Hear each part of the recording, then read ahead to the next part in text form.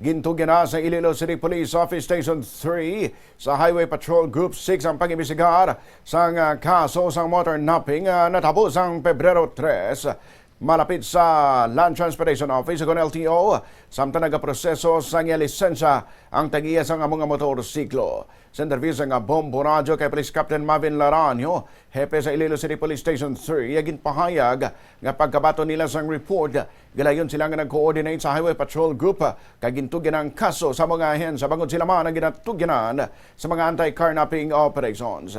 Sunod sa iya, base sa huling update sa mga insidente, nagaparay na ang HPG 6 sa pag-backtrack sa CCTV footage sa good matumod kag makilala ang nagkawat sa motorsiklo. Makitaan sa mga pictures kag CCTV footages ng suspect, isa ka lalaki nga nagasuksok sa criminology t-shirt, nakamask, nakakalo kag nakashorts.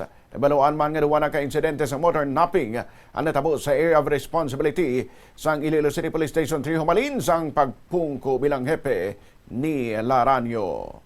Ang nag-coordinate kita dayon sa may HPG. Pagkadto naton dito, ang basic cognizance na lang nila ang kaso. Kaya ano man sila, ga-focus man sila sa anti-carnapping mo. As of now, sa pag-ano namon sa ilan, nag-backtracking kung sila sang CCTV.